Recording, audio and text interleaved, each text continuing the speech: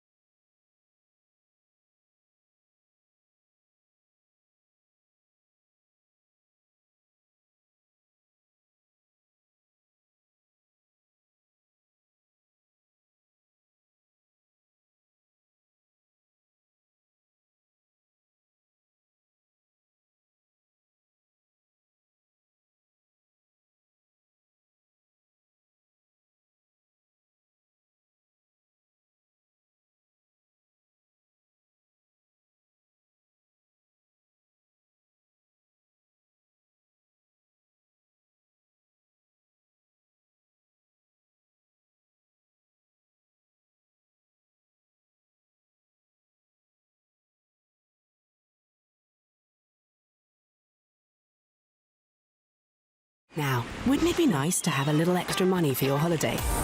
If you buy any used car from the 4th to the 14th of July, we'll give you an extra £500 over and above the amazing deal you'll already get. And if you part exchange by selling us your car too, we'll give you another £500, making a total of £1,000, which is a lot of ice creams, suitcases, beach toys for the dog, or a nicer car to go on holiday in. Ends July the 14th. We are Vertu.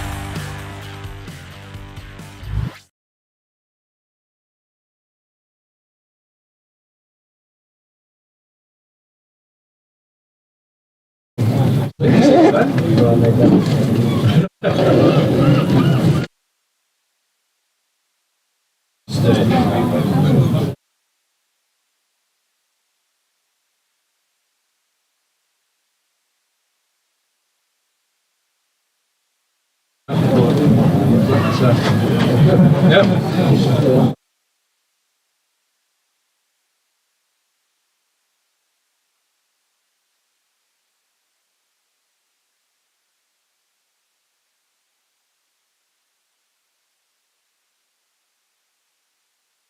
Yeah, Granny Kid's good.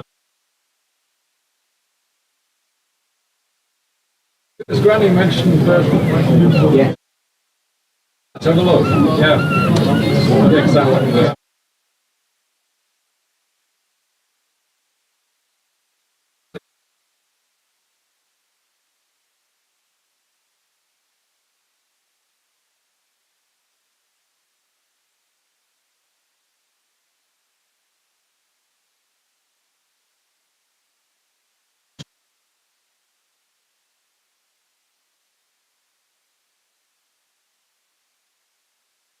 Yeah.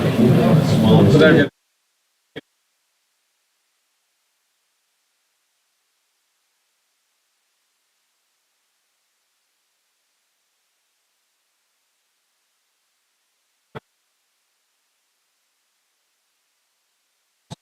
That's the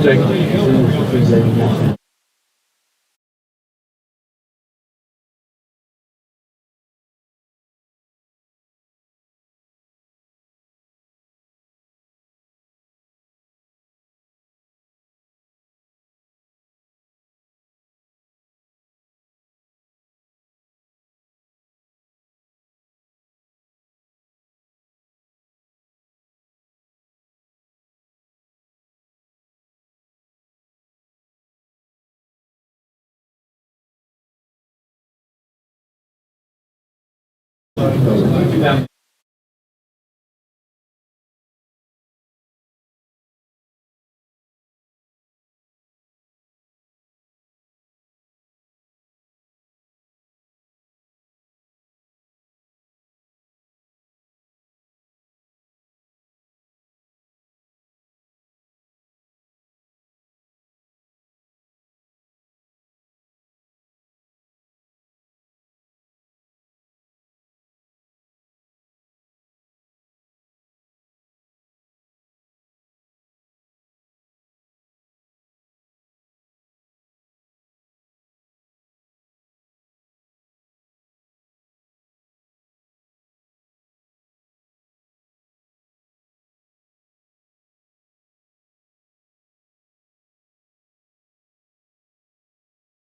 as well, with the team score on 282 for the loss of 4 wickets. Now let's get playing conditions sorted first of all. Following the wet outfield that has caused the delay to the start of play, this 1 o'clock start will see us move through until 3:40 for tea, and then the evening session 4 o'clock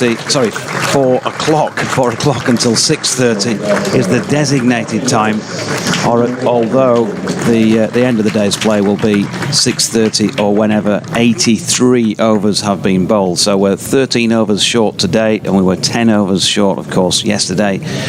And Mark Church is alongside. Good afternoon, sir. Good afternoon to you, Mr. Dodge. First of all, well done to the Scarborough ground staff. They have done a brilliant job to get us out there at 1 o'clock, because it rained so heavily yesterday and last night, and they have worked tirelessly to get us out there. So well done to them to get us out there at 1 o'clock. I think it's a miracle we've only lost 13 overs today, really. So they deserve a huge round of applause from everybody. Interestingly poised, all this.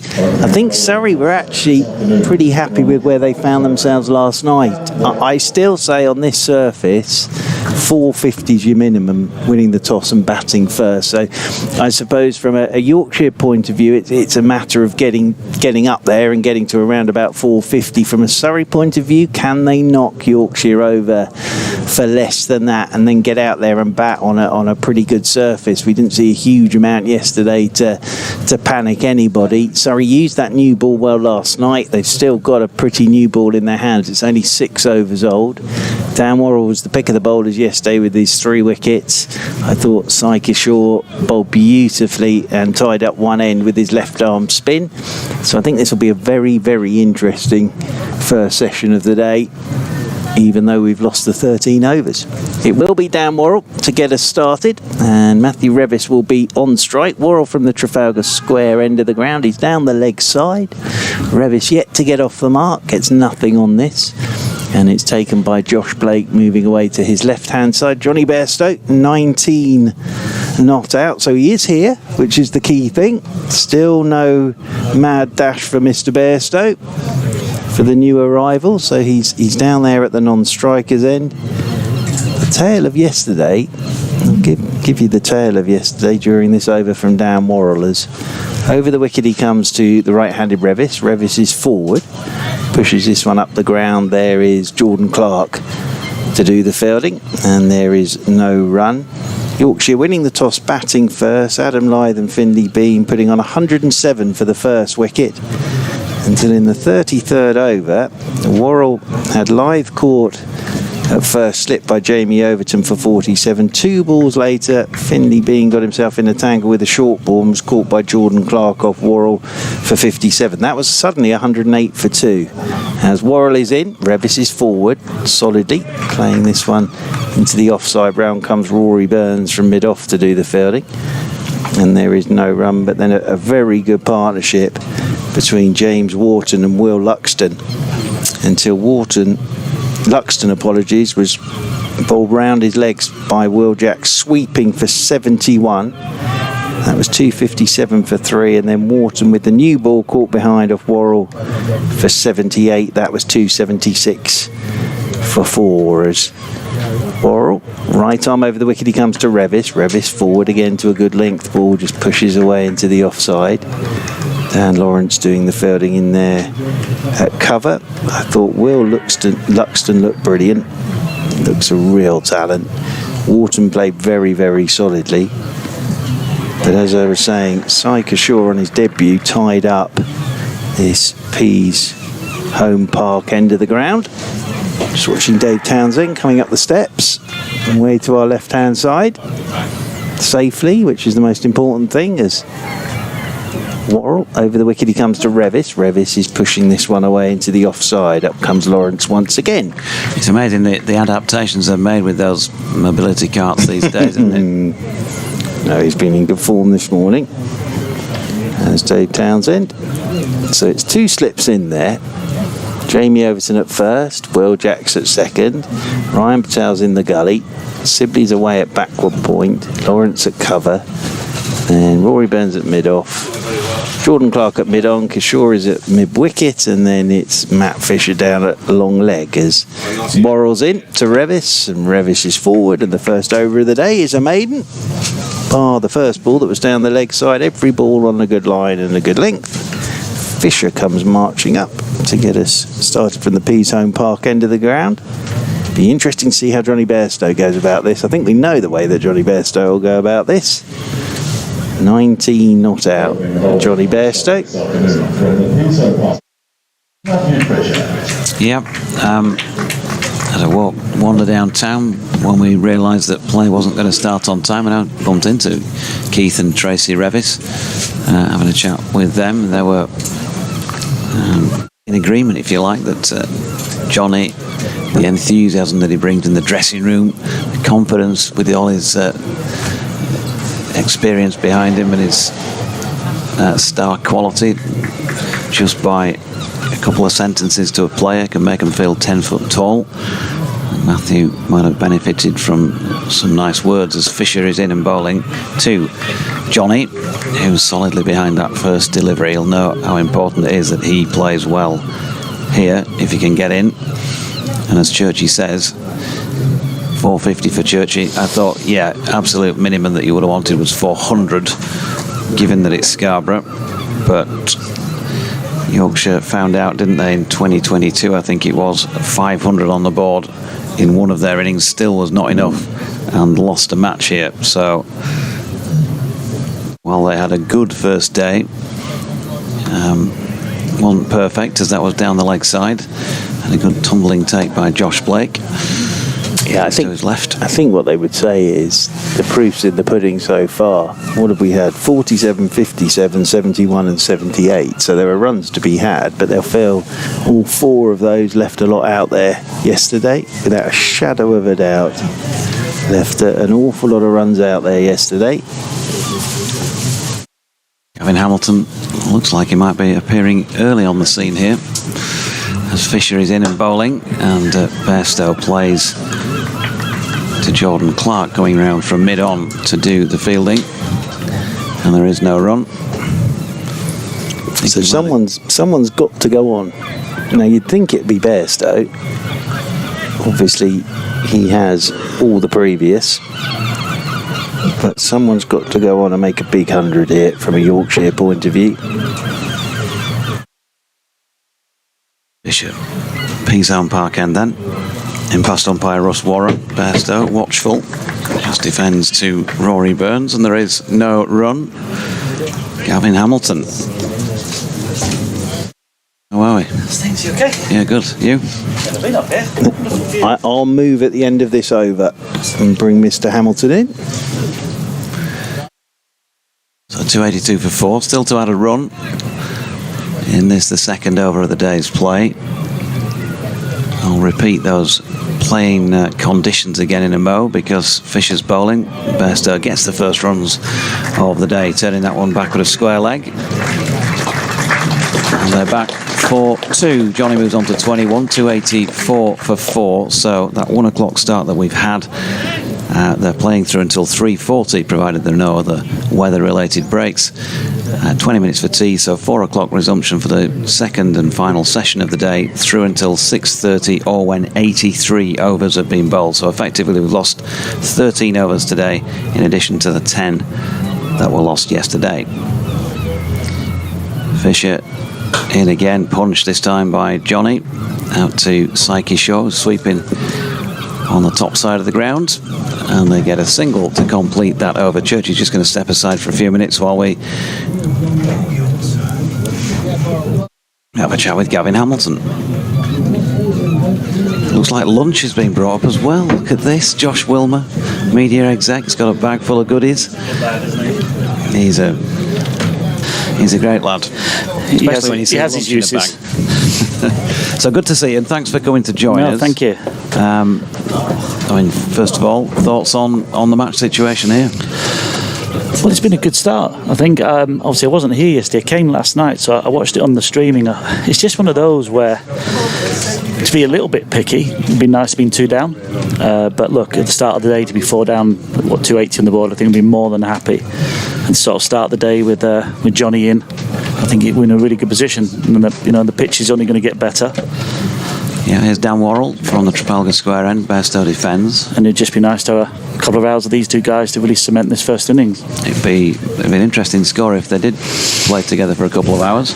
Well, an hour of Johnny would be happy, wouldn't we? Yeah, did you share the opinion that I think a lot of us had here and around the ground that all 4 players who got out had a great opportunity yesterday, didn't they, really? Yeah, exactly. That was obviously touched upon last night, and spoke to Anthony after the debrief. But that we're being ultra picky. I think a couple of, I don't want to say loose shots. Yeah, Johnny just drops one into the offside and takes a single. Yeah, I don't want to say a couple of loose shots, but you get caught in the moment sometimes. I think Livy got a decent one. Maybe a bit more thought around potentially the new ball coming on. Look, again, I'm just nitpicking, and we'll be reasonably happy with the way the lads played and adapted and applied themselves. Completely get that. Yeah, if you're going to win championships, you've got to be a 100%. little bit nitpicky, haven't you? You've got to kind of 100%. it's those little things, isn't it, that get you across the line in games where otherwise they wouldn't. So yeah, that's the first thing Johnny said this morning. We're going to compete, we're going to win things. We've got to fine tune those little mistakes. Worrell in. Oh, nice shot by Matthew Revis. Opens the face, and he's a square drive, really. Past point down to the west stand side of the ground for 4. He's off the mark, and he has been playing really well so far this season. The last 3 or 4 weeks, goodness me. What was the where did he get his first score? Was he 90 odd at Trent Bridge, didn't he? Yeah. Just sort of kick-started his season. But Rev, like a number of players, they've looked good. They've looked good all year. It's just a matter of just finding that, clicking into second gear or third gear.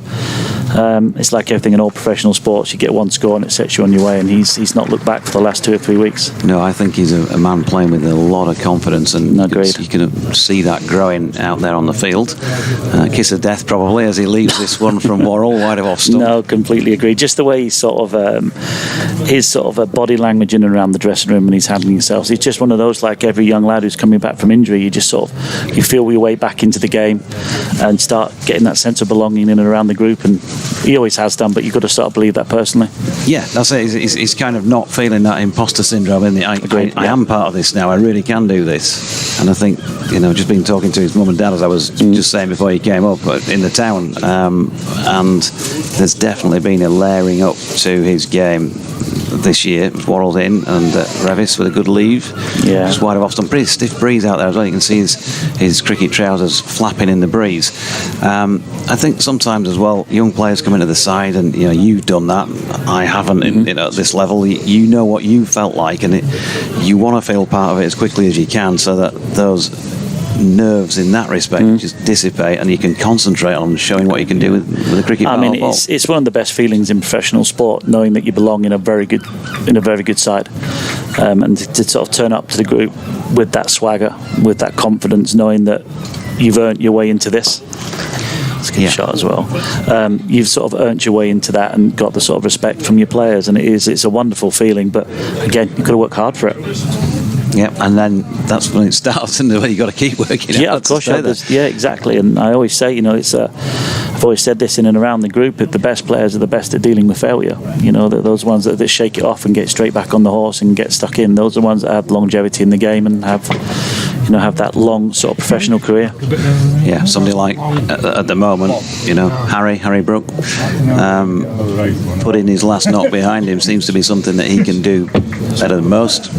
Yeah, one of the reasons why he's where he is today. No, absolutely. There's not many international cricketers that have played for 1, 2, 3, 4 years that don't have that ability to sort of park the failures, work on your weaknesses, and find ways to deal with it, because they don't go away. You've got to manage it yourself.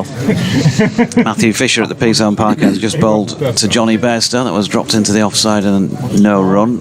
Kishore is doing a bit of his own extra warm-ups from the boundary edge and dashing his way in. So 290 for 4, Johnny on 23. Matthew Revis at the non-striking end is not out on 4. Matthew Fisher bowls again, nicely played off his legs by Bairstow. Sibley is in there at mid-wicket to field, no run.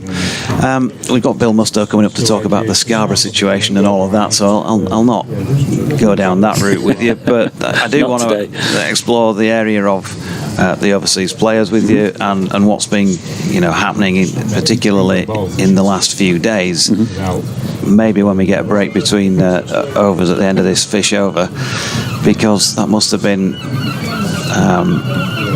an unnecessarily stressful 24, 48, 72 hours or whatever it might have been as Bairstow defends again there. When you find out, as I understand it, round about lunchtime Thursday that the Rothesay Gaikwad isn't coming, and you've then got to try and find a replacement for him.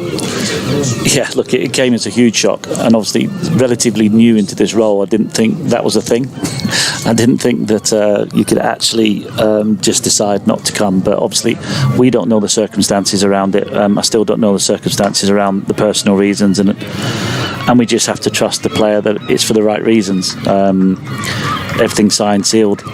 We just presumed it was going to happen, so we plan ahead for the next 2 or 3 weeks, then the next 2 or 3 months with him in our side. So you can imagine it came as a bit of a shock, but we had, like I said previously, we've got to deal with these things, and so we made the decision on Friday to try and get somebody else. We thought we needed somebody. It's obviously a crucial part of the season. Just another dot there, and Fish turns again at the end of his run. Balls to Johnny now, and that's driven firmly to Jordan Clark, who's at mid-on, no run.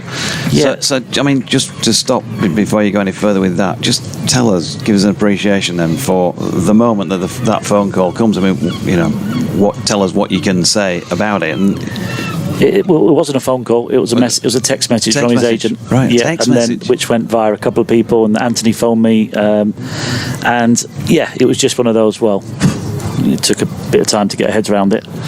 But like I said, we don't know the circumstances, and like everyone, we just have to presume and trust the player to have his reasons. I'm sure we'll find out at some stage, but I'm sure we'll touch base in the next sort of week or so. Fisher to Bairstow, turns it square on the leg side down towards the marquee, which is well populated because there's barely anybody sitting on the stripy deck chairs. One run to Johnny, takes him to 23, 290 for 4, yeah, liquid lunch I think. So then that presumably brings on a frantic day or so when you're looking for somebody else. And what about the Gaikwad contract situation? How does that work? Well, look, this is another thing we're going to have to look at. We haven't had time to look at that yet, Doju. It's just one of those where we have to deal with what we've got in front of us at the moment, and when the dust settles, we'll have a look at it. Firstly, see and check his well-being, make sure everything's fine, and then, like you said, it just became a bit of a frantic. Once we made the decision to replace him, we obviously looked and weighed up options in and around the country, and we finally decided the best option for us was Iman, which obviously his record speaks for himself. So when we were told he's available, we became quite excited about it. Then we also messed up about visas, NLCs, flights, operations, cars, the whole thing, the whole process starts. So we finished this at 12:30 Friday evening. I think the lads were at Leicester, got everything in place, and he was on the plane the next day, and he arrived into Headingley late Sunday night. Yeah, here's Worrell to Bairstow, plays it square on the offside, no run. Yeah, he arrived into Leeds, Headingley late Friday and Sunday night. Trained with the boys Monday, and we got notified by the ECB that he didn't have the correct visa. He was on a 30-day visa. At what point on Monday was this? Monday afternoon. So we're just scrambling around again, trying to potentially push it all that evening, just to trying to get the right to work documents, and we just couldn't get it over the line. Look, it was always going to be a struggle. I mean, over a three-day period to get an overseas player in registered. Yeah, as Bairstow drops his latest Worrell delivery out into the covers, and Lawrence round to field, they get one. And then obviously to add to that, obviously Will Luxton was down with the first class counties down in Beckenham, so he was on standby ready to come, and we made a call on the Monday evening and said, look, you're just going to have to come up as cover, because the last thing we want is to be in the morning and not have it. So we made the call first thing in the morning that Will's going to play and Iman's going to going to spend the next 2 days trying to make sure he's eligible to play for the rest of the season. So is he off doing that right as we speak? We're doing it as we speak. Right, yeah. okay. Hopefully touch wood, but I'll keep you posted. I don't foresee any hiccups, but having experienced over the last 3 or 4 days, I never say never. So it's been a challenging few days, shall we say? Yeah, Revis with a bit of a thickish inside edge down to long leg there. Matthew Fisher fields. They get another single. He's on to 5, 293 for 4. So I don't know. This begs the question.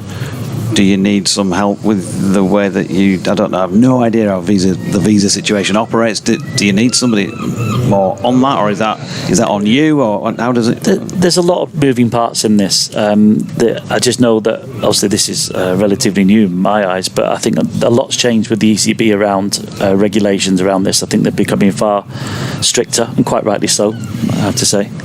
Well, Bairstow's got his hand through this one. Shot of the day so far. Dismissive down to the marquee. Through the covers for 4. Nicely played. 297 for 4 on the verge of a second batting point. Yeah. Yeah, so effectively, look, obviously they're becoming far stricter in this, like I said, quite rightly so. And then the process is for the agents to make sure the visas are in place. So because it was late Friday night, we take the word that he's got the right visa, we're ready to go. And because we've been told that this is the process, and this is a visa that's been shot. Oh, same again from Johnny. A little bit more central this time, and just held it back a little bit more. Dan Worrell was aerial for a moment, but that brings up 300 with another 4 down to the western side of the ground. So 33 now for Johnny, a second batting point, importantly, for Yorkshire. They're 301 for 4.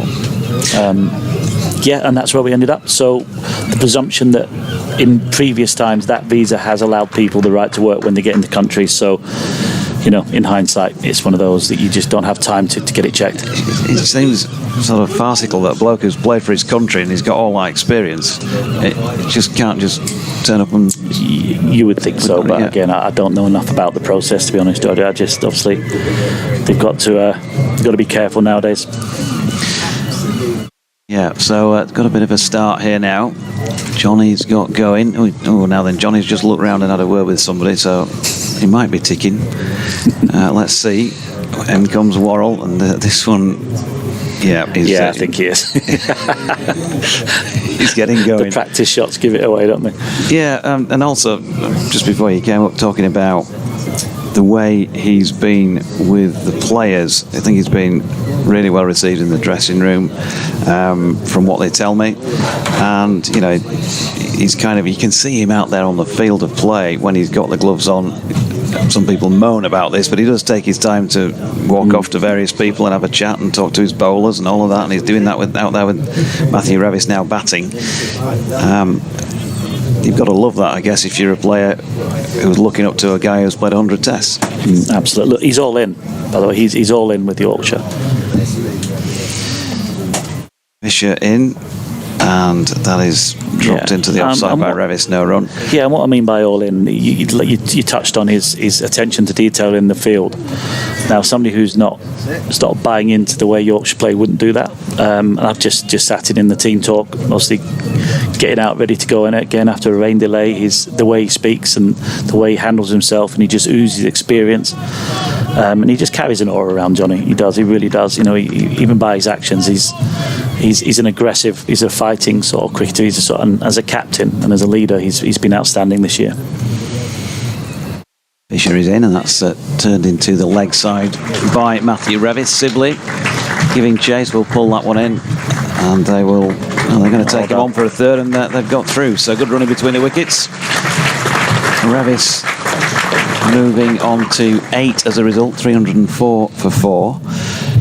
You're still not done with playing either. So let's play for Guiseley.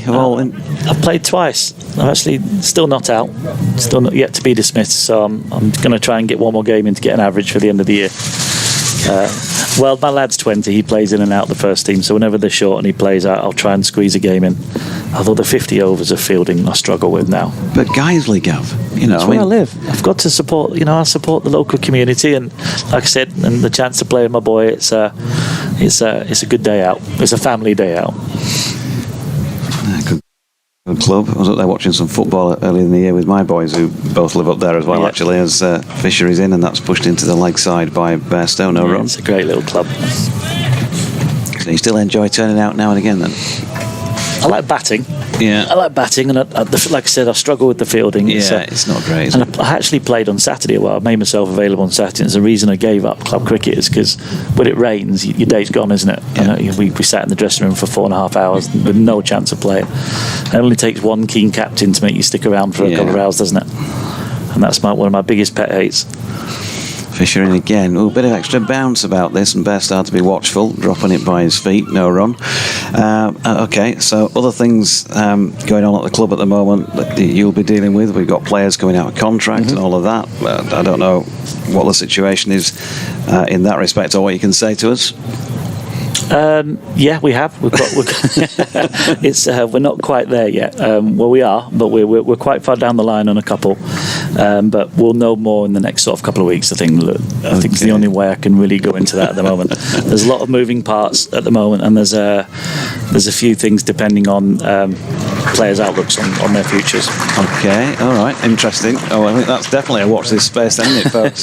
We got that from Gav as Johnny runs one nicely through the gap there in the cordon. Played for that and just guided it away for 4 through third man. 37 now to him, 308 for 4. We'll lock the commentary box door, will we please, and we'll not let him out until he tells us all the details. No, look, on a serious note, we've got a really good squad. There's obviously Jordan who's going to leave us at the end of the year, so we're looking at a lot of options. Yeah, as Fisher's in, and that's pushed out square on the offside. No run to complete that over at 308 for 4. So, yeah, there's been, as you might imagine, and I'm sure you've felt it or heard it yourself, you know, there's been some disquiet among spectators because Jordan is going. Can you give us the club's take on that? Absolutely. Look, Jordan, since the news, and there's no ill feelings at all. Jordan's been superb around the group since the news, and we've got ourselves into a place where it's no secret about financial issues we've had at the club.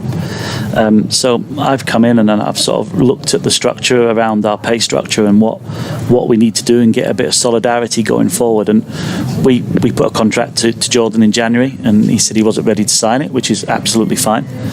And then we looked to sort of address it early June. Yeah, here's Worrell bowling to Revis, who doesn't play, I don't think, where he wanted to, but Kishore feels it just square on the leg side, no run.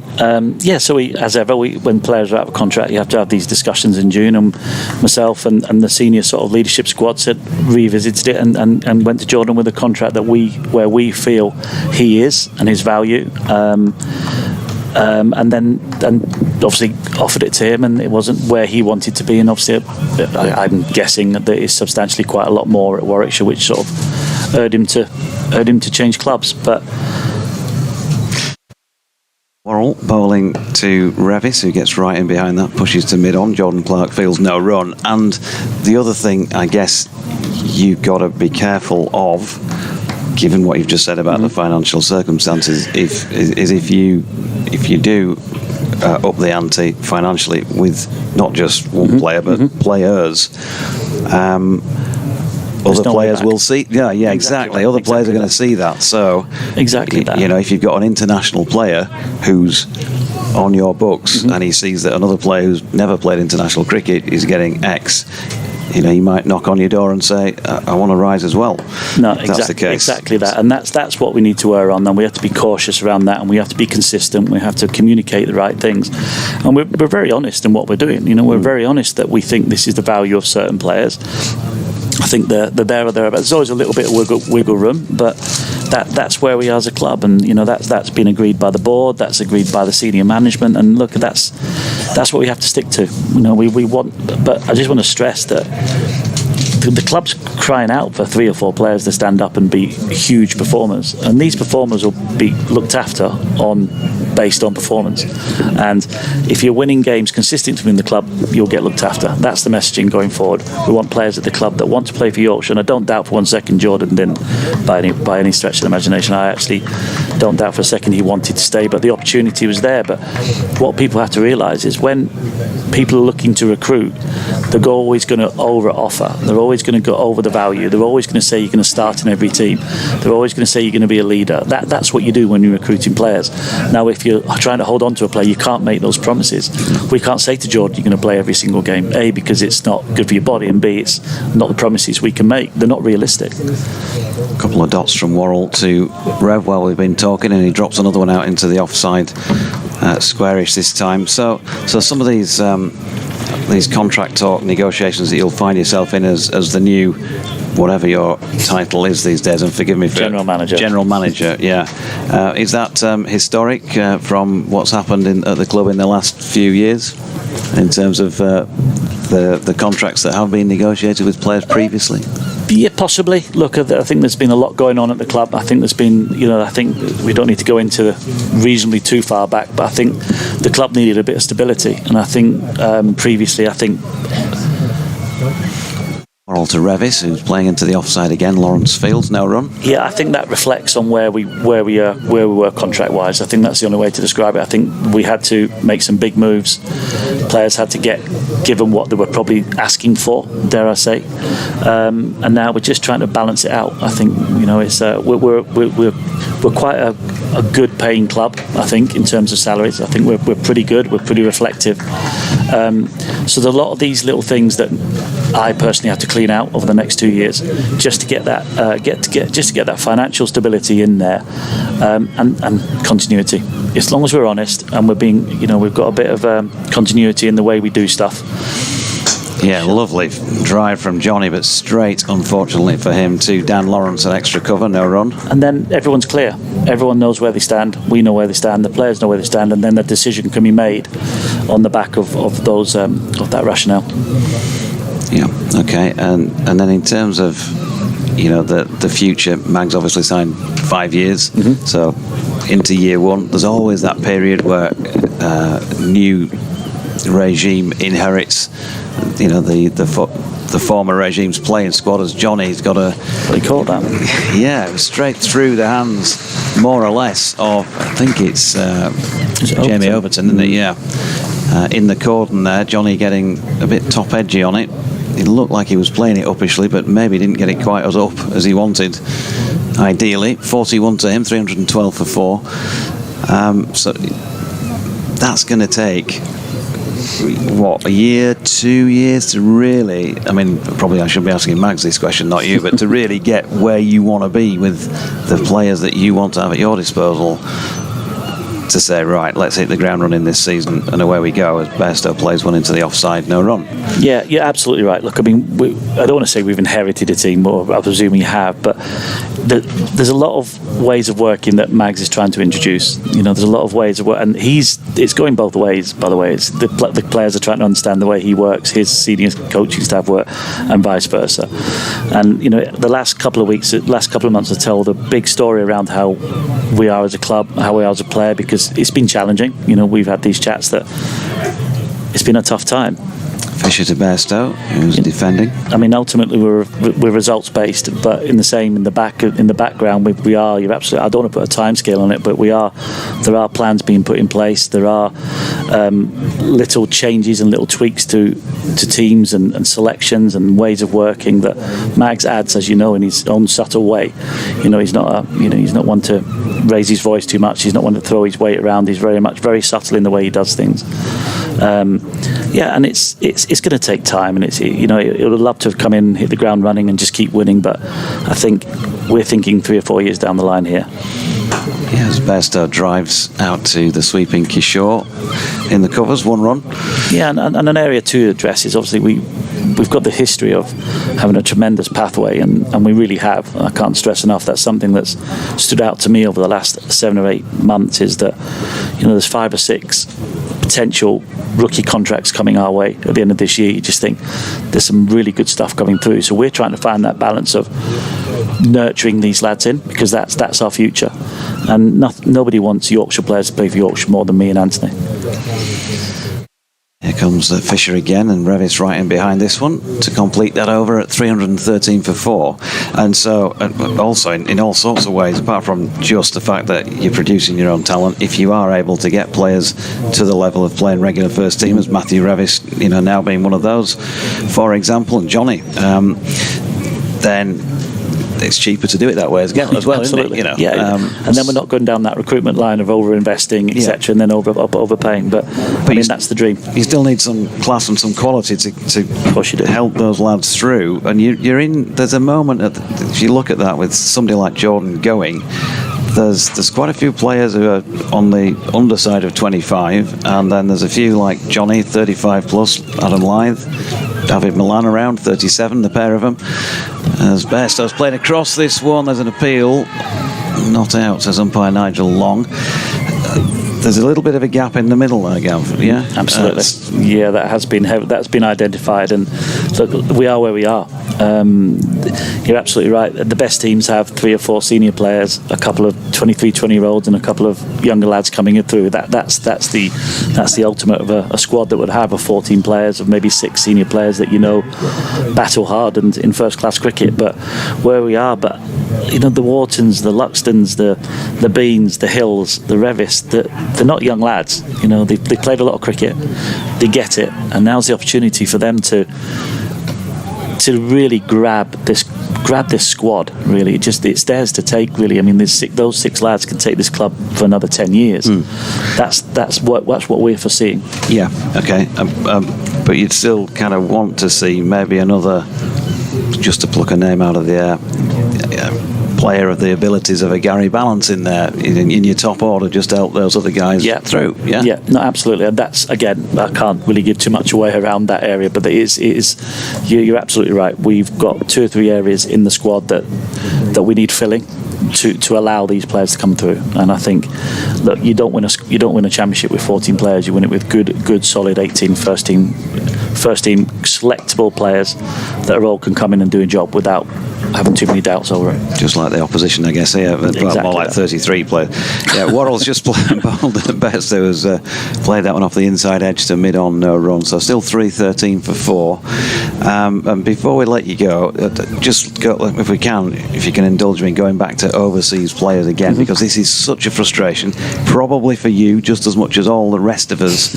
But the short-termism of that, I have to explain it away to people. After this delivery from Worrell to Bairstow's short ball, which he ducks under, no run, there's often just no other way, because of the way that franchise cricket has fractured cricket around the world, that you can get a Michael Holding to come and play for you an entire season, or Darren Lehman in Yorkshire's case, Michael Bevan. Those days are gone. Look, I can't stress enough. Those days are complete. But unless you strike, you get very lucky, and a sort of hardened international cricket decides to retire, literally out of nowhere, and you're in the right place at the right time. Yeah, Bairstow drops on out. If you're in the right place at the right time, then you've got a chance to get somebody for the season. It will cost you an arm and a leg, but you might get somebody for the full season. And like you said, the franchise cricket, the timings, you've got to wait for the end of the IPL, then you have to wait for the Pakistan Super League, and then you have to wait for the South Africas. And then if you want quality, you have to gamble and wait as long as you can to see who's available. Because we could go in early, and Sutraj has made it very clear that it happens. You can just pull out, and then all of a sudden you're back at square one. So, but just to highlight this ball. Yeah, Worrell to Bairstow, who's over the top of this one, playing into the offside to complete that over at 313 for 4. Yeah, and just to highlight the point you made earlier around having those 2 or 3 players in the side that add that solidarity, add that seniority in, that's what the overseas players do. That they don't just come in and just fill a gap. They're coming in with experience and showing our lads how to train, how to play. And sometimes you get lucky, sometimes you don't. I mean, we're not the only county that has struggled with overseas players. I mean, and I had a members forum the other day say, clubs have Mitchell Stark, and he said, you look around the counties, there isn't a Mitchell Stark in the county. No, it's difficult as Fisher bowls, and this back off the inside edge again. Revis towards Fisher in his follow through, no run. So I mean, Abdullah Shafiq, he turns up for the last few weeks. This guy looks, you look at that and think, can he stay? And I'm guessing you probably tried to get him to stay. No, we did, absolutely. That was our first port of call. But this is where we are. I mean, look, we bring in Will Sutherland, O'Rourke, Jordan Buckingham. Yeah, I mean, names already this season that feel like in the distant past. Yeah, exactly. Lovely shot here from Revis through the covers for 4. But the idea about getting overseas players is we're from a standing start. So all we're doing, we build this relationship with 2 or 3 of them, like Abdullah, who's all of a sudden stands out as, like, we need to work on this lad and get him back. So all of a sudden, these conversations that they know, they've been here, they enjoy Headingley, they enjoy Yorkshire, they enjoy the setup, they're easy conversations next year. We don't have to worry about, as long as it fits in and around international schedules, etc., they're easy to come back in. Is he available next year, Abdullah Shafiq, for example? He is, but as ever, Fisher to Revis, international schedules and selections, you just never know, do you? I mean, obviously he's off to the West Indies, so that's why he couldn't play. And he has to go to a training camp in Miami a week ahead of it, so he has to go back to Pakistan, get his visa to come back out. But we'd have loved to have kept him for these 2 games. But like you said, he came in and he went for a training session at Wheatwood, and our second team coach, Tom Smith, was throwing balls at him. I had to say for about 3.5 hours, and that's no exaggeration. And he just said, different class. He looked it, and he looked it, yeah. And he obviously it would be nice to have got those 2 championship matches with him. Yeah, it would. Fisher in and punched back down into the onside this time by Revis. There's no run. Anything else to add? Overseas players, or is that answered? Let's talk about anything you like, Gav. The fish and chips. No, I feel your pain on the overseas players. I get it daily. Don't worry. But I think, like I said, it's a difficult task. But I think it's good for the game to have international cricketers playing for Yorkshire as well. I think can't get away from that. Fisher in again, and Revis played into his pad this time. So they're not timing this fluently out there. There's been quite a bit of stuff that's gone inside edgy feels to it, and then Johnny's shot almost through the hands of Jamie. I just feel something's going to happen here the last couple of overs. They're both getting a little bit impatient. Is there any you've been in the team meeting, you said, was there any sort of figure thrown out there as what we want as a minimum? 450 maybe, something like that? No, don't really deal in numbers. They just sort of deal in sort of sessions at this stage, and just look, we know if we spend time at the crease, we're going to score fast enough. Look. Yeah, beautiful shot by Matthew Revis. Matthew Fisher throws him up a half volley wide of off stump and immediately regrets it because he's nailed that one through extra cover for 4. 317 for 4 at the end of the 95th, and in fact 321 for 4 I should say. 16 now to Matthew Revis. I mean, it's like every first innings, you just want to get as many as you can, put the opposition on the back foot and try and dictate the game for the next 2.5 days. Yeah, and as we've seen here, 3 years ago, Yorkshire came up with 500 and still lost the match. So, and that was against Surrey. I've been reminded of that 4 times this morning. Yeah, so you never quite know when you're out of the woods. Exactly. Listen, brilliant. Thanks very much for your time. I'm sure everybody's enjoyed listening to that. Hopefully, anyway, you've answered quite a lot of questions there. And feel free to wander in the commentary box wherever we are, anytime you like. It's been a pleasure. Thanks, Dodgy. Cheers. Thank you. Gavin Hamilton then, General Manager at Yorkshire County Cricket Club, as Bairstow pushes that one into the covers. Fielded out there by Sibley, and they get a run. I feel like, chaps, I've been hogging the mic now, so maybe I should let 2 of you do something. Kev, do you fancy a spell on air? Well, we'll sort these things out live on the broadcast, folks. No, we're going to leave these 2 to it. Okay. So we'll get Churchy and DT in when Churchy's finished having a chat with Gav. But good to have a few of those things cleared up, if you like, from the man who has to do the job's point of view, and that situation with Gaikwad as well last week, and then the addition of Imam and all that visa nonsense. So there's a bit of a break in play here. So they're waiting for the helmet to be brought on for Ryan Patel. So we're going to do a double change now, we might as well. So Churchy, if you if you'd like to step in. Seeing as we took you off the air for an extra, extra. We were listening downstairs to Mr. Hamilton there. Tough old gig that these days. Oh dear. Yeah, talking about the visa thing there with him, it's a tough old thing that. So Dan Worrell to continue to Matthew Revis. I'll leave you in the capable hands of the chaps. Here's Churchy. Well, they're getting a short leg in, so Ryan Patel's gone in there because Revis a couple of times there's been a bit of an inside edge onto that front pad, so he's got to be a bit careful about that now. Revis on 16, Bairstow on 43, 322 for 4 Yorkshire. As Dan Worrell over the wicket he comes to Revis, and Revis is beaten on the outside. First one today. Perfect line, perfect length, little bit of bounce, beats the outside edge. He's not leaving that alone. Revis has to play at that. He's gone wider on the crease. Actually, it's quite a long way away from his body when you see it again, but he just had a little poke at that one. Outside is off stump. So, first one of the day that's beaten the outside edge. If you're just joining us, we didn't get underway till 1 o'clock. Ground staff, brilliant work to get us started at 1 o'clock. 83 overs today. So we've lost 13 as Worrell is in, and forward goes Revis and plays this one out into the offside. Tom Sibley comes round to his left to do the fielding. Very good afternoon to Dave Townsend. Good afternoon, Churchy, and it is a good afternoon at the moment. The clouds are high. We'd like a bit more blue sky perhaps, and no threat of precipitation later on. Hopefully we'll get through. Yeah, these two have added 46 now for the 5th wicket. Came together when Wharton went last night for 78.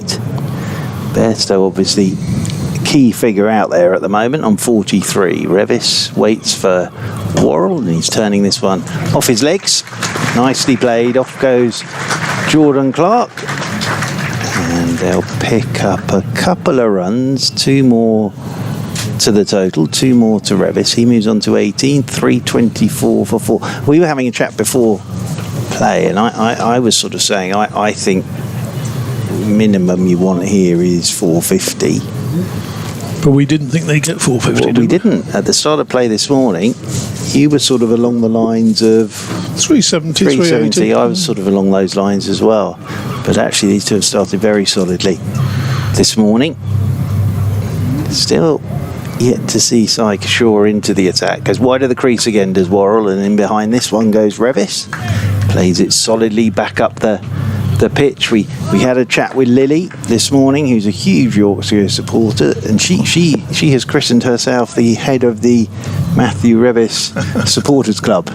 Well, I'm in the club as well. You're in the club as well, yeah. He's a very exciting young talent, and he scores when he gets going towards the end of an inning. He scores quickly. That's what Lily likes. Likes him bashing the ball about a bit, but not the worst bowler either. Gets it through. Worrell in a bouncer and ducking underneath. This is Revis, taken by Josh Blake. End of the over. So Revis on 18, 43 to Johnny Bairstow. Are we going to see a bit of Sai Kishore? Yes, we are. So this will be very interesting. I thought he bowled beautifully yesterday without taking a wicket. He tied up this Peatone Park end. Only went for the one boundary in the overs that he bowled. Was a bit unlucky with the stumping decision. Yes, I did hear that overnight. Well, Josh Blake was absolutely convinced, wasn't he? He was off down the pitch celebrating. But it's a blink of an eye decision, isn't it, for the umpire at square leg? But yeah, I'm looking forward to this. Again, Sai Kishore, especially against Johnny Bairstow, who isn't just going to push the ball back up the pitch to Sai Kishore. So this will be a good battle between these two. I want to see where Rory Burns is going to field. Because at the moment he's at a sort of orthodox mid-off, a couple of paces back, a couple of paces deeper than orthodox mid-off. Perhaps he's almost saying to Bairstow, that's where he's going to be hitting it, isn't it?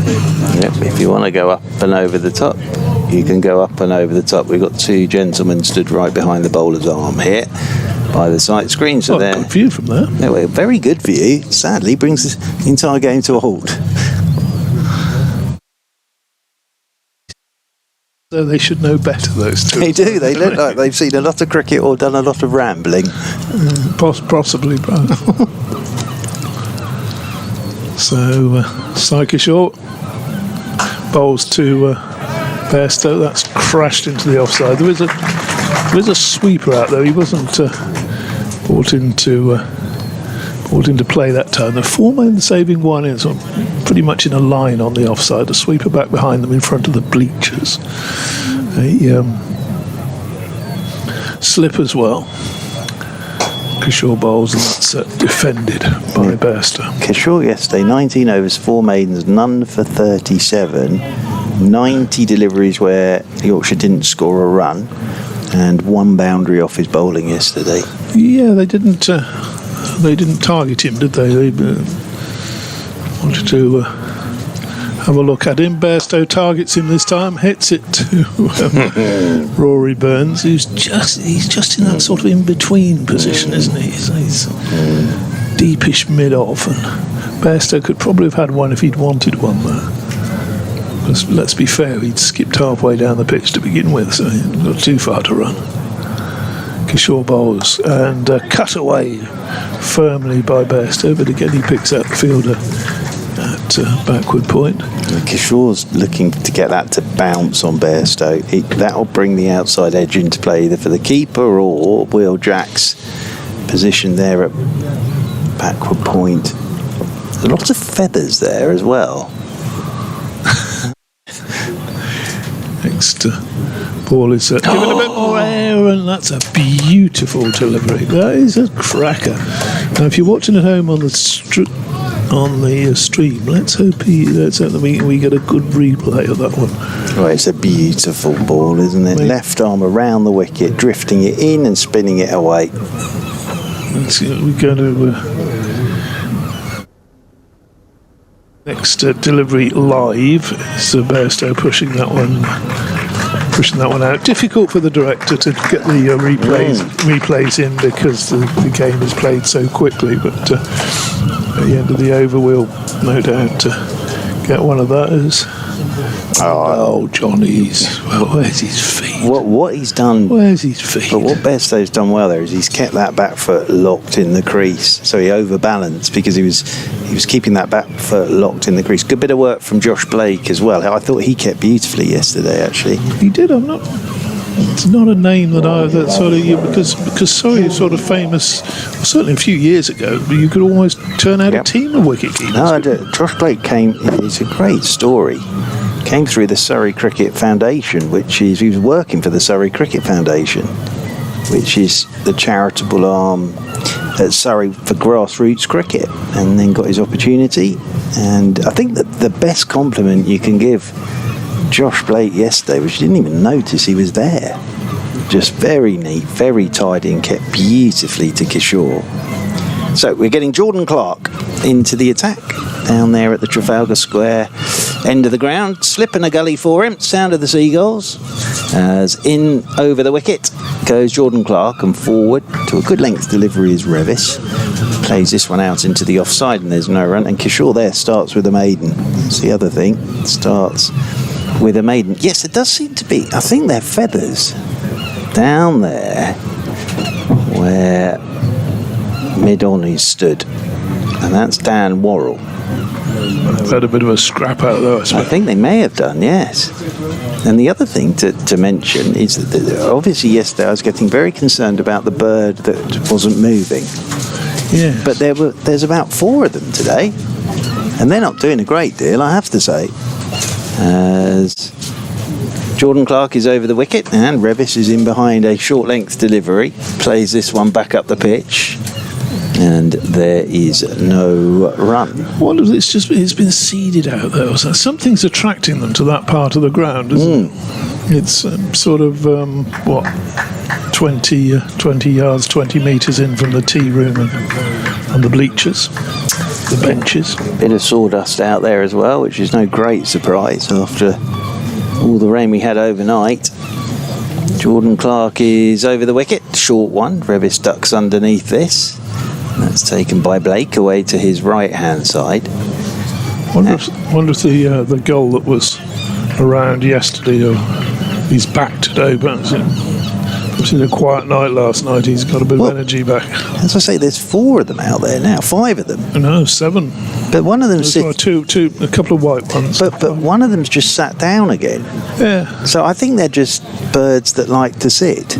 As over the wicket comes Jordan Clark, and forward goes Revis and plays this one away to backward point, and there's no run. Elsewhere, in the Test match, India, 86 without loss. Good start. On day 1, Jaiswal's 40 not out, KL Rahul is 43 not out. No sign yet of Liam Dawson. Wokes has bowled 9, Archer's bowled 8, Carter's in his 7th, and Stokes has bowled 5. Here in Nottinghamshire are 387 for 6. That's a good recovery. Well, recovery. They didn't start too well, did they? Jordan Clark wide of the crease, Revis forward, playing this one out into the offside. He's cut his pace here, Jordan Clark. He's just going to bang away on a good length on or about that off stump, I think. Now, the one that's very interesting, of course, is the Somerset-Durham game, which I think it's fair to say has moved on.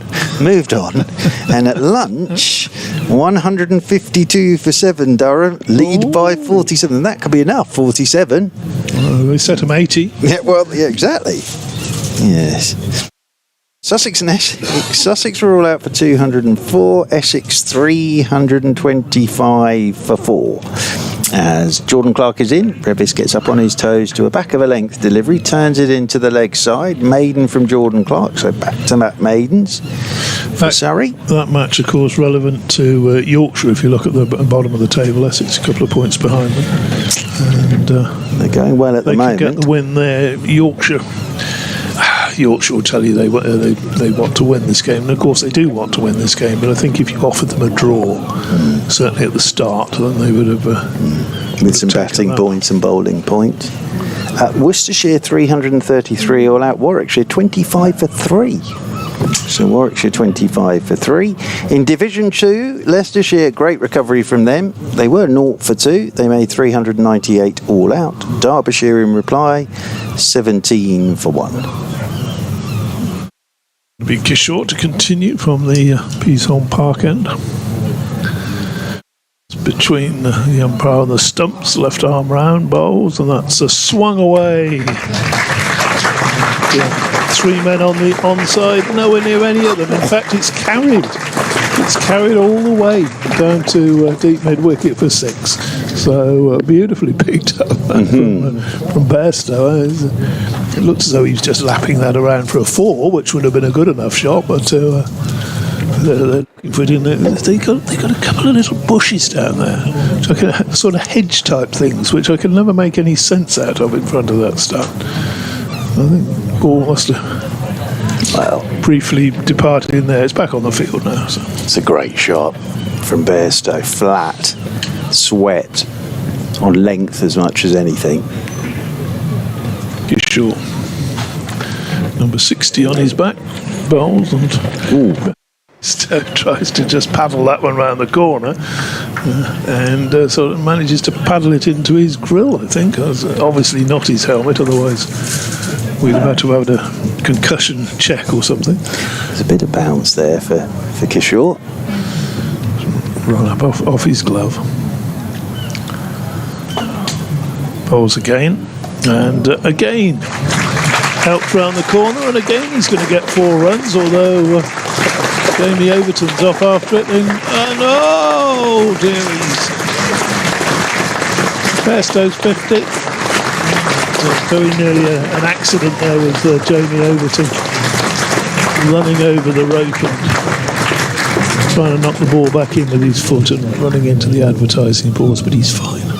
Yeah, I did think for a minute he was going to go straight over that bit of fence, Jamie Overton, but yeah, it was premeditated from Bairstow. It turned out to be a full toss from Kishore. It's a good battle, this. We always thought it would be, and Bairstow's playing, well, he's forced to change to the field. World class, of course. 53 not out, Johnny Bairstow, 18 to Revis, 334 for 4. Well, a leg slip has now been brought in to put a stop to that nonsense. Forced a change in the field, though. Kishore bowls to him and he goes to the reverse sweep there and doesn't get it past Jordan Clark at short third, we call that. Yeah. He's a bit fine for a backward point, isn't he? In amongst the feathers. Deutsch is pointed something out. Kishore bowls and defended. No run. Rory Burns is chatting away too. He's not Rory Burns, is he?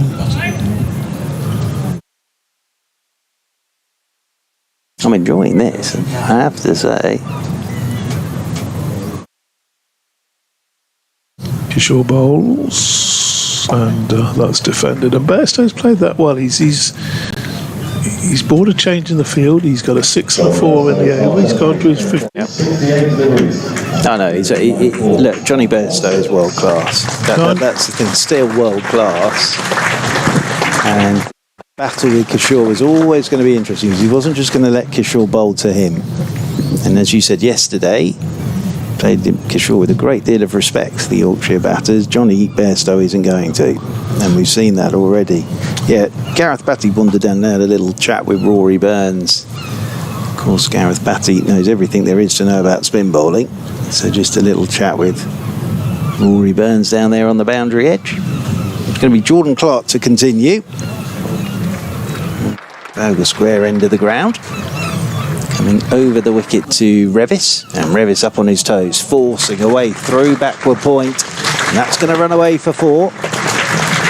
And on to 22 goes Revis, or am I ahead of the scoreboard? No. I might be, yep, 22, 338 for 4. And again, what this is proving, these two are playing very well, but it's a good pitch, this.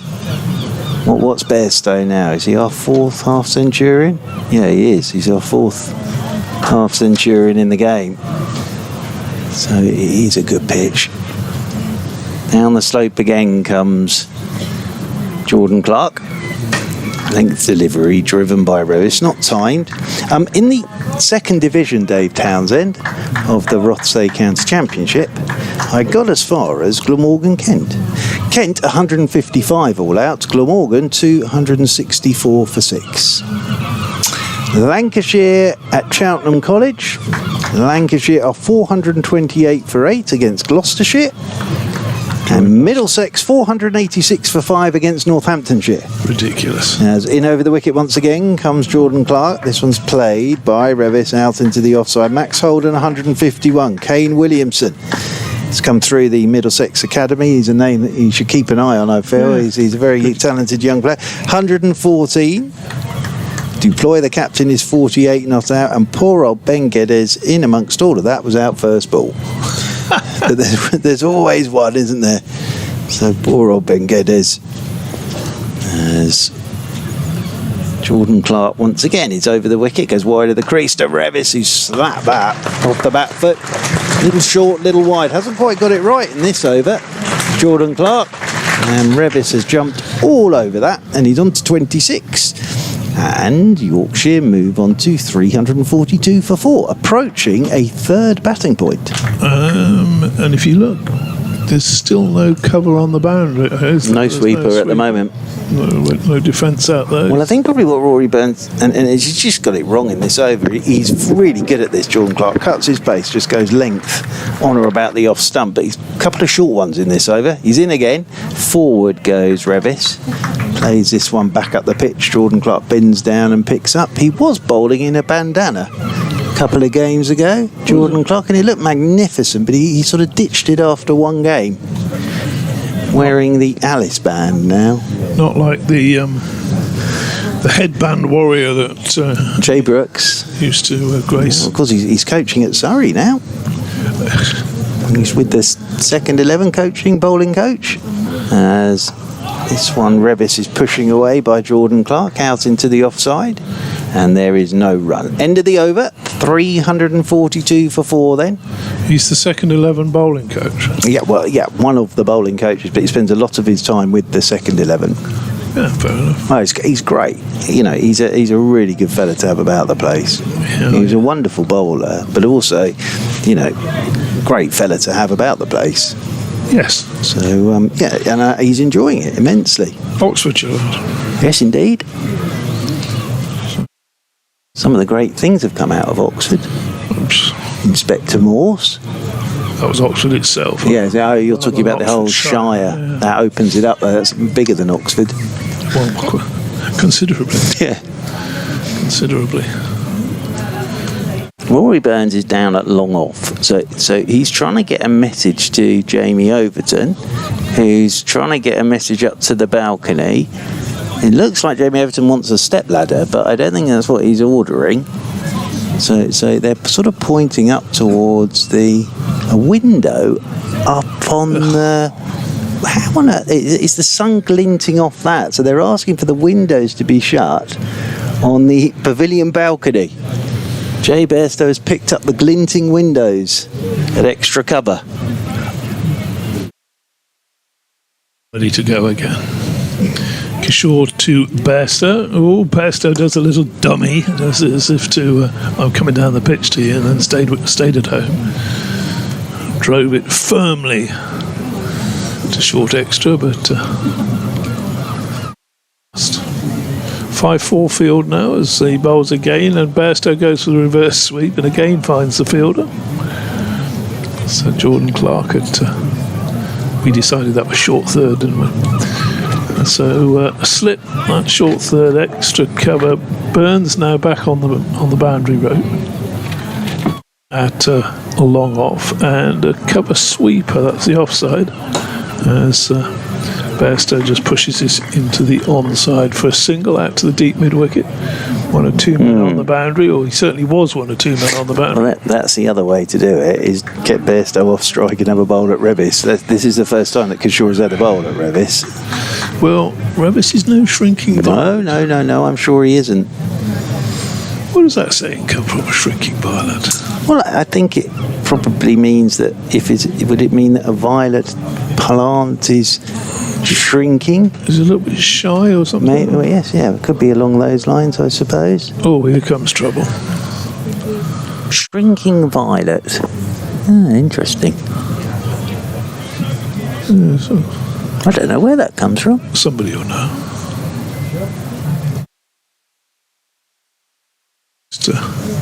Delivery is pushed into the onside. Kate Holdsworth making her way up to the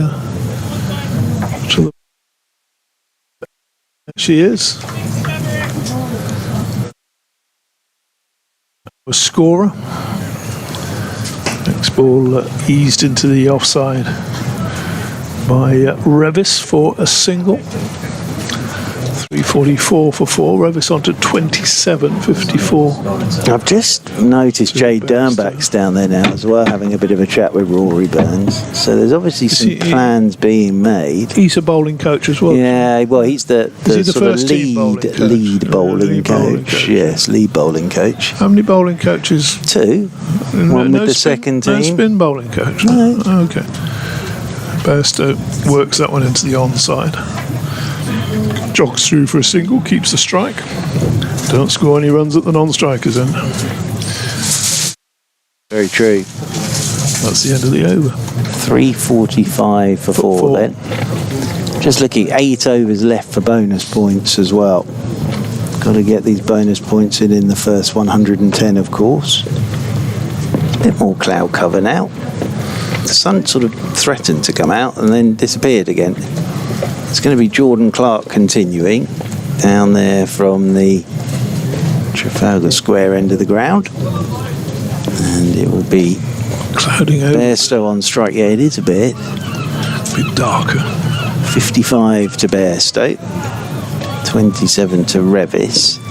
Fields just spread out a touch more now. Still the slip in the gully, but sweepers on the cover rope and the deep backward square leg boundary rope as Jordan Clark Yorker pushed by Bairstow back up the pitch, came off the toe end of his bat, and there's no run. Judas Priest are in town, Dave Townsend. They are, aren't they? Yeah. They're performing tonight at the open air arena. And tickets still available. Oh, they are, yeah. So you and I were thinking of... Well, I was thinking of taking you to see Judas Priest. As in over the wicket goes Jordan Clark, flashing this is Bairstow just past that right hand of Jamie Overton. And that's going to go down to the third man boundary rope for 4. I've been counting these. That's his 6th 4 of the 10 he's got that have gone down to third man. Yep.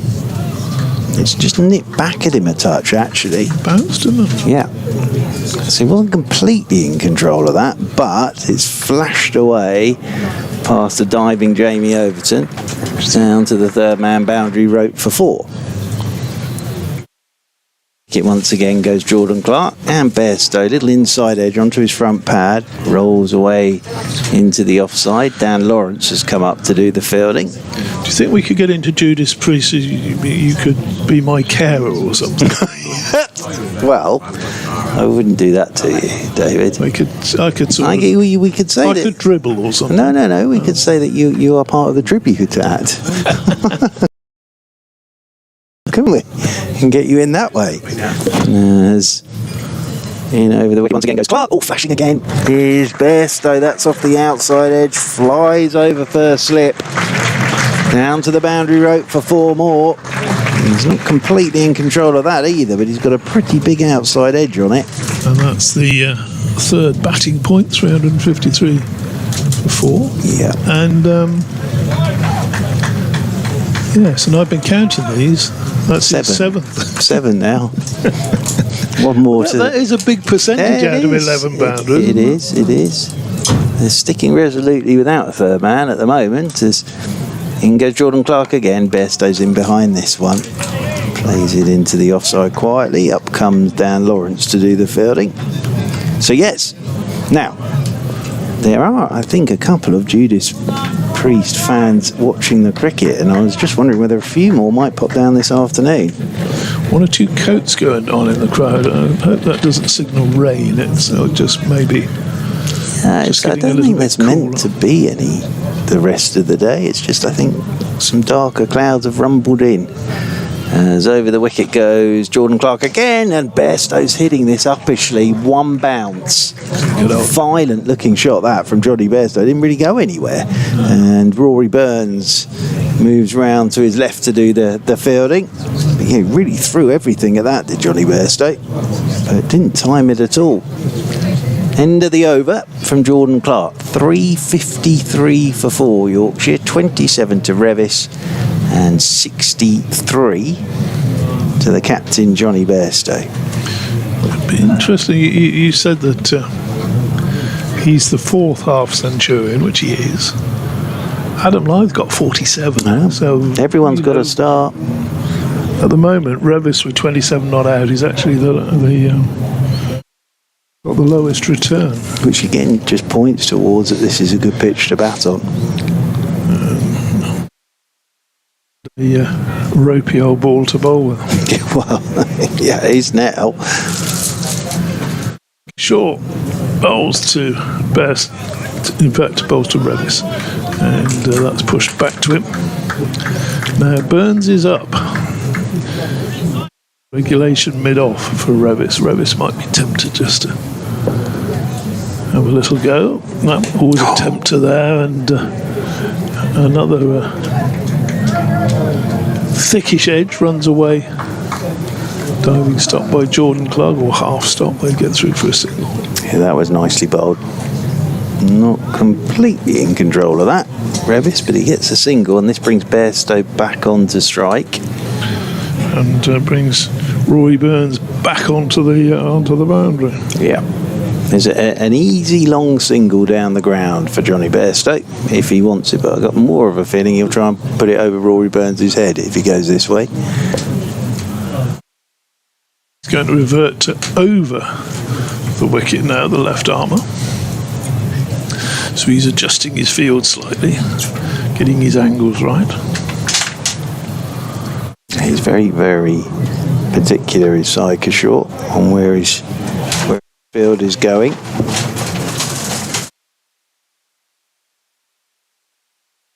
He's taking his time, and Bairstow taking his time as well, making sure he knows exactly where everybody is. Bowls, and Bairstow just leans on it, pushes it down, takes that easy single we were talking about. Yep. Nicely played by Johnny Bairstow. and that will just get him down the non-striker's end. The reason that Rory Burns was down there because of the way that Johnny Bairstow's played it so far.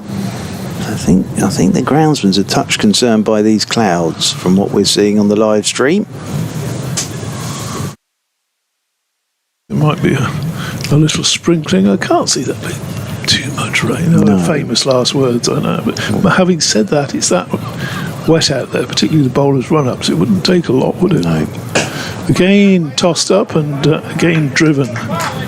This time by Revis, no run there. Yeah, absolutely right. The ground staff have done a brilliant job to get us underway at 1 o'clock. The last thing they need now, though, is any more rain.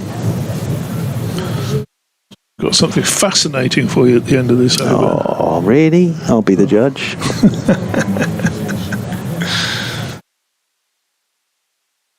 Kishore bowls, and that's defended by Bairstow. There's just one ball left in the over. The umpires usually do that sort of two-fingered thing to each other, don't they? Yes, so how many balls left? Yeah. Either that or they've fallen out. The final ball then, a slightly quicker one. Bairstow back across his stumps, plays that down to backward point. Jordan Clark. Now, the idiom shrinking violet.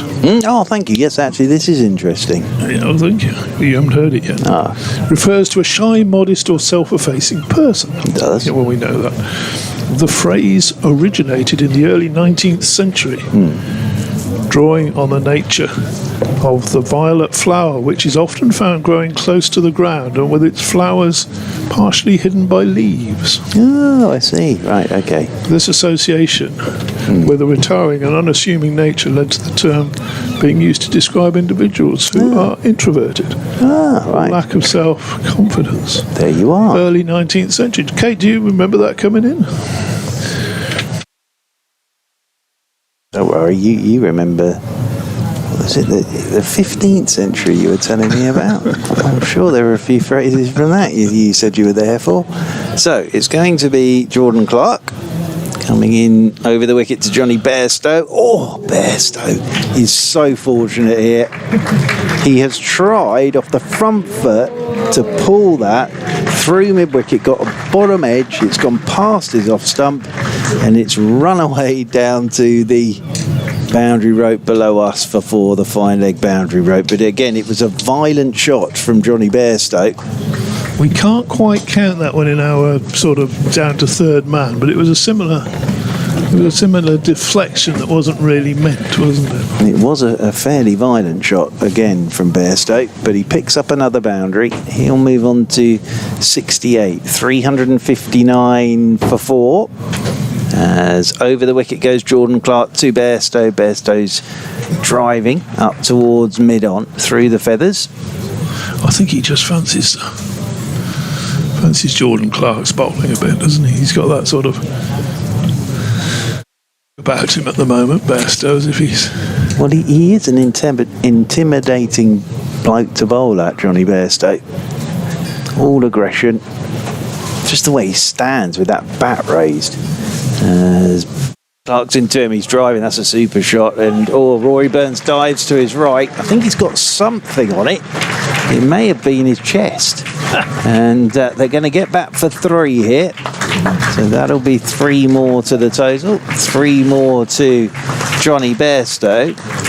And that partnership is now past the 100 mark. So they came together. Oh no, apologies, they're not quite there yet. 276 for 4. It was when they came together. So 362 on the board now. It's getting quite gloomy out there as well. It's not like they're not seeing it very well, but it's getting quite gloomy out there in the middle. Yeah, you wouldn't want to be starting an innings in this line. No. Or finishing an innings. Well, you never want to be finishing an innings. As Jordan Clark is into Revis. There's a bouncer, and Revis is ducking underneath this one.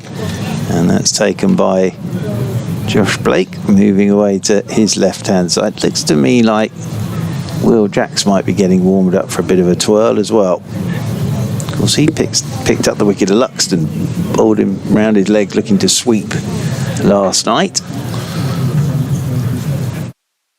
Don't know whether whether this is good weather for Judas Priest or not, really. And it's because it's going to be in the open air.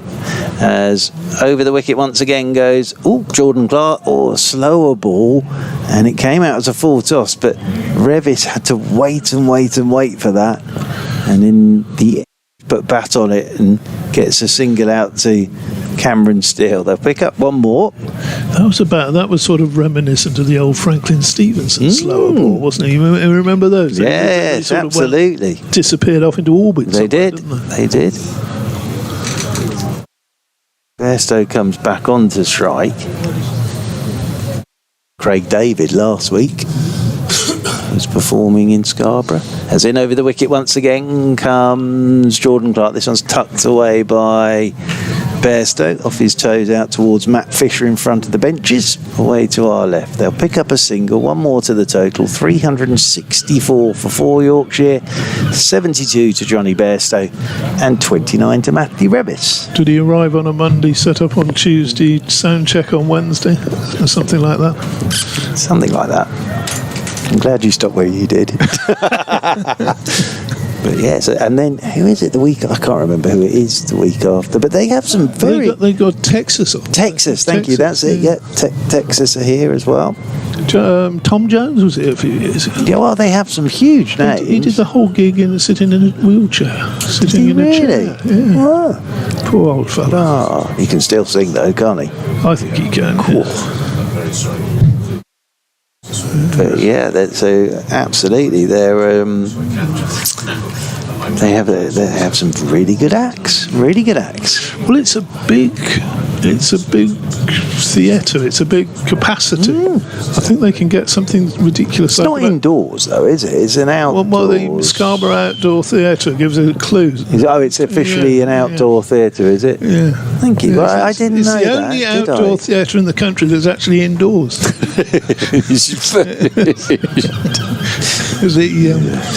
Kishore, their bowls, and that's swept. They won't be. They'll have some. Judas Priest will have something over them, though, won't they? Like a awning. Like probably Ozzy Osbourne looking down on them. Oh yes, of course. That's sad news yesterday as well.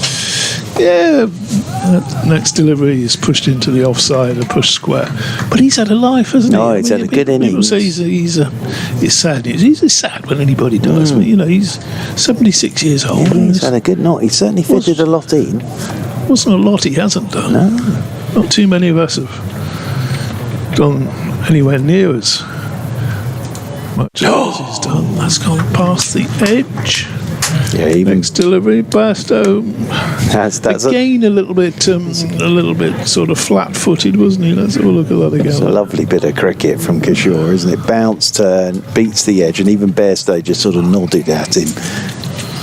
Bowls again to Bairstow, and Bairstow's gone down the pitch. He swung that, and he is out. Catch taken there at, well, it's taken about 30 metres behind the umpire, halfway to the boundary. Bairstow decided he was going to have a go after being beaten on the A here. Had to level things up, and has gone for 72, so making his way off. His head went down as soon as he hit it, didn't it? He knew what was happening. It was a very good innings from Johnny Bairstow, but he's left a few out there himself. Good catch from Will Jacks. That was up there a long time. A first wicket for Surrey for Sai Kishore. He's deserved that. But sort of in a way, Kishore's won that battle. Yes, there was a slog sweat 6 and a couple of boundaries, but he's won the battle, and it's the first time that Bairstow had looked to come down the pitch to him. Yep. And straight up in the air it went, and it took a bit of catching that from Will Jacks, but he made it look very safe and secure. And Surrey will be delighted with that, absolutely delighted with that. 364 for 5. Bairstow goes, and another man who hits the ball a long way, Mr. Sutherland, has made his way out there to the middle, but Kishore will get a new batter to bowl at as well now. Yeah, he'll appreciate that. It was the ball before that got that wicket, wasn't it? Absolutely. He wasn't just going to stand there and defend after the one that bounced and turned past his outside edge. So it came straight down the pitch next ball, and it went straight up in the air. Long way. Did go a long way up. A long way up. Here's Kishore to the new batsman, Sutherland, and he sort of forced that off the back foot, but a thickish edge past Jamie Overton in the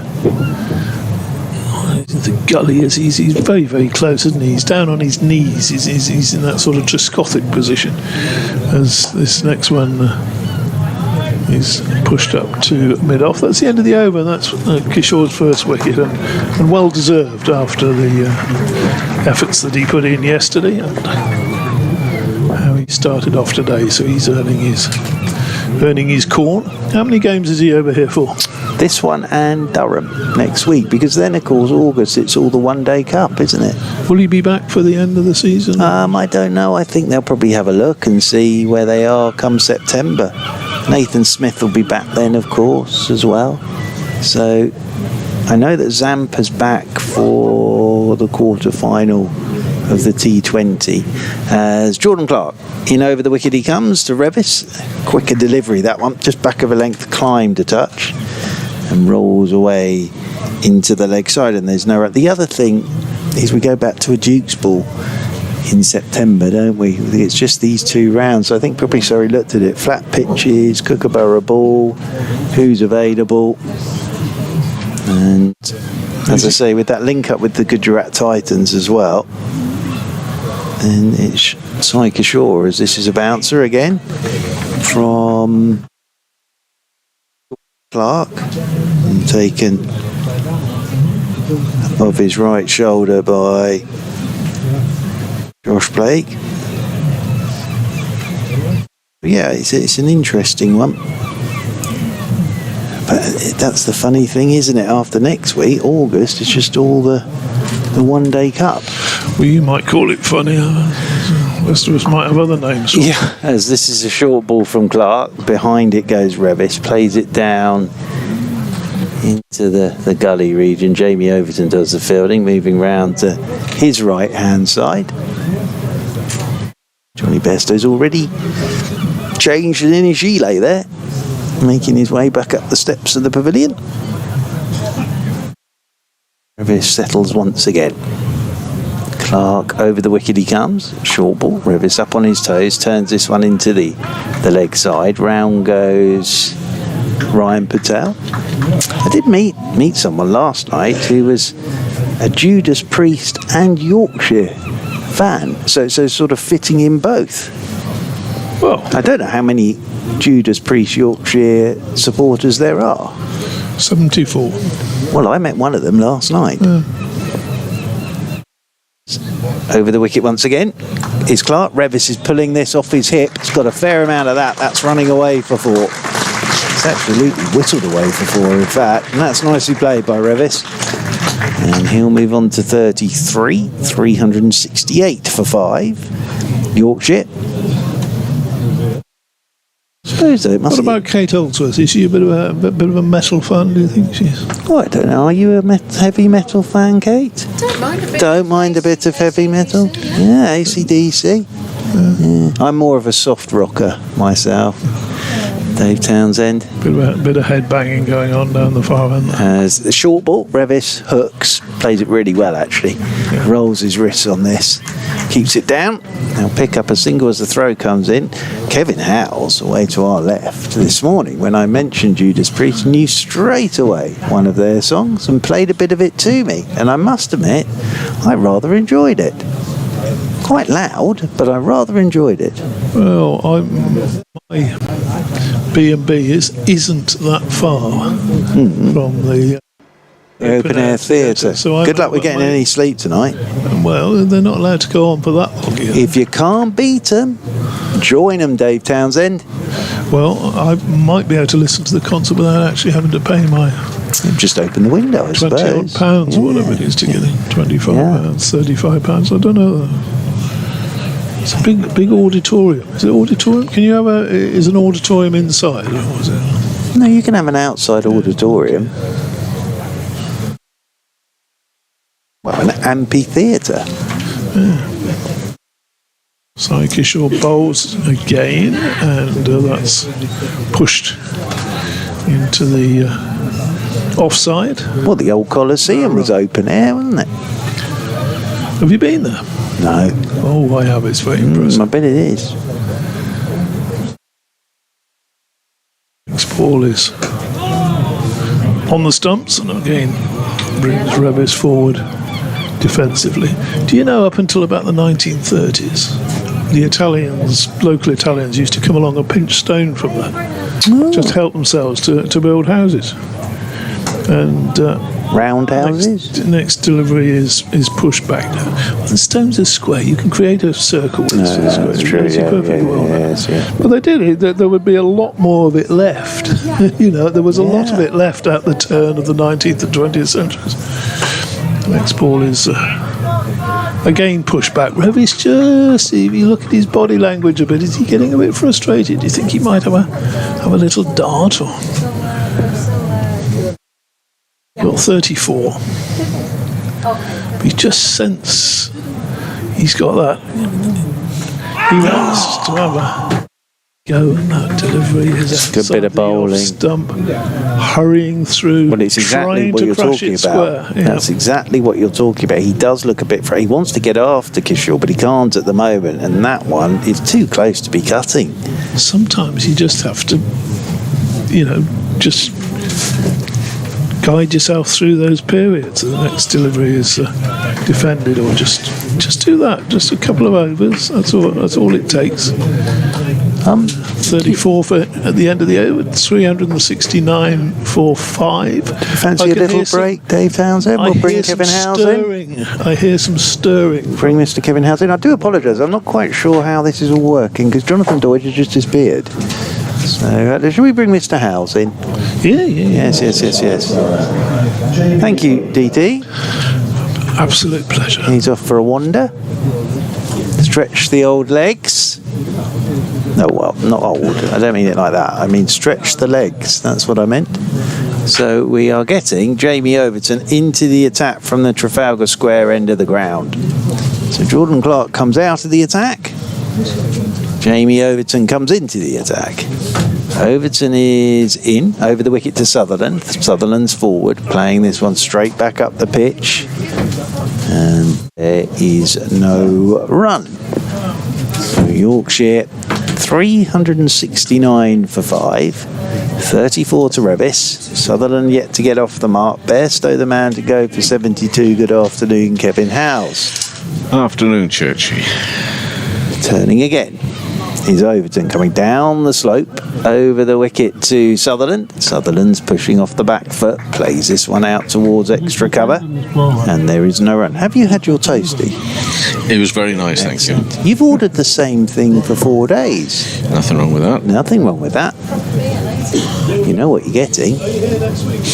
We're getting a toasty. Well, I live myself in a touch of jeopardy because I like to live life on the edge and can't remember what I ordered. So every day's a surprise. As Overton in over the wicket, he comes to Sutherland, driving, nice looking shot, lovely way to get off the mark. Just on the up, 2 big men going head to head here, and that's over the boundary rope and away for 4, and Yorkshire 373 for 5. Lovely way to get off the mark from Will Sutherland.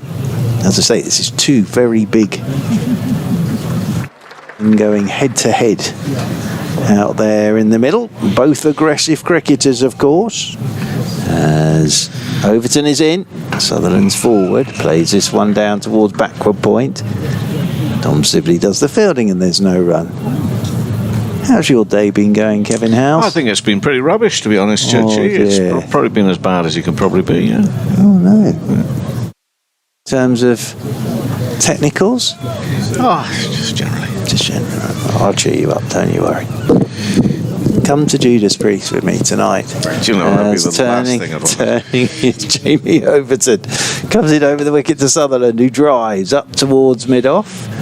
And Rory Burns comes around to do the fielding. And there is no run. I can't get a grip on where this game is going, what is going to happen, and in the back of my mind, I'm already thinking 10-5 fourth day, which is silly. It's silly. Yeah. I know it's silly, but it's there. It is a good pitch. That's the one thing that stands out. It is a really good pitch to bat on. As Jamie Overton comes in over the wicket, Sutherland's forward, punching down the ground, takes a single as Jordan Clark dives full length. I thought he was going to go straight into the sawdust there, but it's just a single. He's taken a huge divot out the ground, because that's where there was the damp patch this morning.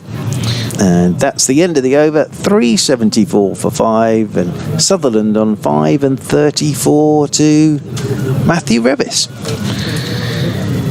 It's a stupid game, cricket. I mean, how on earth have Durham got themselves to 175 for 8 in front by 70 runs when they were all but beaten when I last looked an hour and a half ago? Is that pitch flattened out now, is it? Well, they can't have done.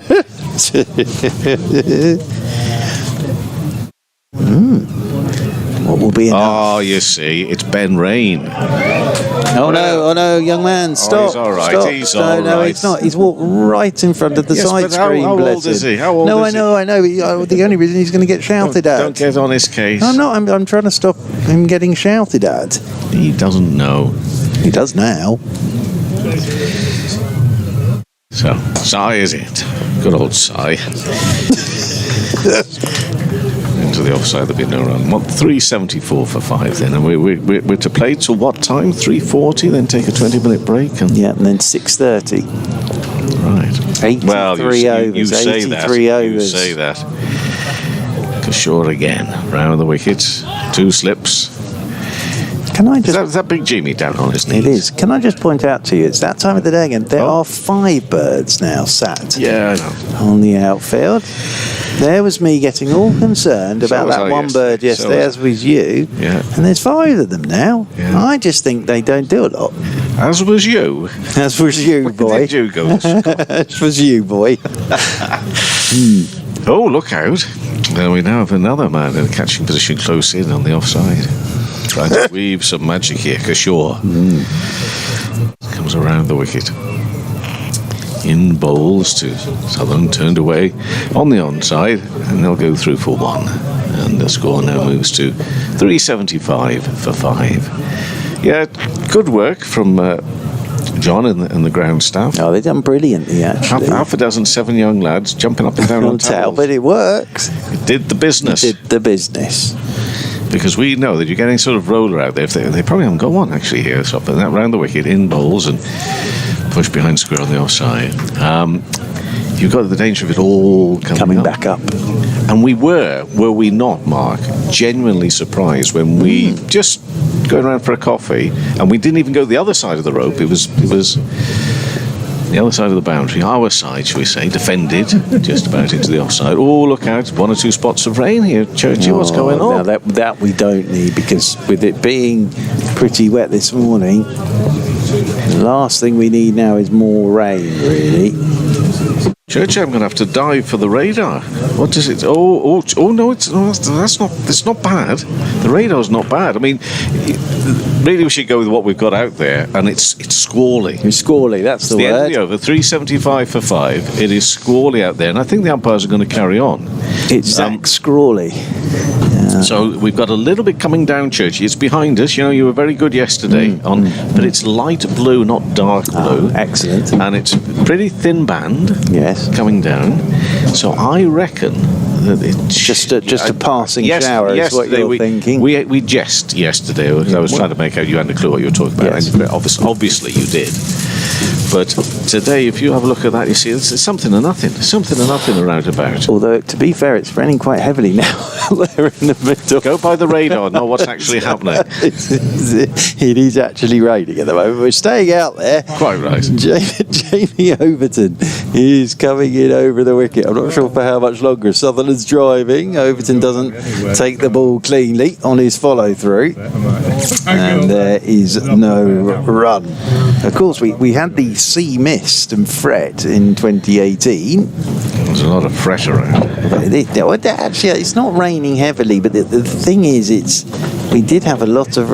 Paul Edwards is having an ice cream. And he's an excellent sight down there. Do you know One what's of the going great on? cricket writers. He's not only having ice cream, but he's thinking about his first line. As whilst eating his ice cream. That's very short from Jamie Overton. Is that wided? Yes, yeah, of course that it is. is. Well Of course it taken is. by Josh Blake. What's that noise as well? What's going on? As that's taken above his left shoulder by Blake. Is that an aeroplane suddenly going overhead? Do you know who it is? What's that? Dun, dun, dun, Oh, they're dun, right. Are they in their private jet? I reckon. Oh, that's Yeah. Is that Judas Priest arriving? in a jet. What is that noise? Have you not heard the sound check? They've been doing a sound check earlier. Did you not hear that? Overton is in. No, he's not. Well, he's been put off. I'm not too I'm sure. not surprised with that noise. I'm not surprised. Well, we are playing in drizzle at the moment. Yeah. As well. Get on with it. So we're playing in drizzle. And we're coming off. Are I we? thought we would be. Yeah. That's, Well, that's your negativity. Well, I've got to go across somewhere else. Yes, you all right. keep talking. I will. Don't go quiet on me. No, I won't. Oh. So yes, we're a bit of drizzle now. Is forcing the players off the field of play. I'm not surprised. At 375 for 5, that noise is either an aeroplane or Judas Priest arriving in Scarborough, or Dave Townsend sitting down in his chair. But I'm not surprised that we're coming off. Are you, Dave Townsend? Extremely cranky. No, because apart from anything else, with the run-ups as damp as they were, they need to get those covered. Probably. Well, they need to get the shit. Absolutely, they need to. They're going to the wrong end at the moment. The young gentlemen doing a very good job with those sheets need to get them up to the Trafalgar Square end as quick as they can. The reason they're going to this end is because the covers go on from the other end. Yeah, but they don't cover the run-ups. No. But as you said, if they'd have taken that to the far end. Yes, no, I see what you're saying. Can he not come on from the sort of? They are. They're going up. No, they're going. Yeah. Here we go. So the covers are coming on because we have got rain again, unfortunately, here in Scarborough. 375 for 5. 34 of those belonging to Matthew Revis. 6 of those belonging to Will Sutherland. The 1 wicket to go is that of Johnny Bairstow for 72. I'm just going to wait to get the nod from Mr. Howes that he's gone elsewhere. Otherwise, we will stay here and continue to discuss meteorological matters and Judas Priest. What was that that huge noise that we heard? Do you actually know? I don't know. But of course, there is, of course, they do have the reenactment. Oh, of course, it might have been the reenactment in Pease Home Park of the Battle of the... Which battle was it? River Plate. Battle of River Plate. Well, I've been there. Yes. Which is well worth seeing. It is. Grown men sort of walking along the bottom of the lake with a boat on top of them. Yeah, something to be said for it, I'm sure. A model boat. Absolutely. Well, I think now that Mr. Kevin Howes has picked up and he's going elsewhere, Dave Townsend and I will leave you for the time being here at Scarborough, with it's actually now getting a bit heavier, this rain, unfortunately, with Yorkshire 376 for 5, 6 of those to Sutherland, 34 to Matthew Revis. We will be back with you here from Scarborough as soon as cricket gets underway or Judas Priest play their first song later this evening. But for the time being, we'll leave you from Scarborough with the news it's raining and Yorkshire 376 for 5.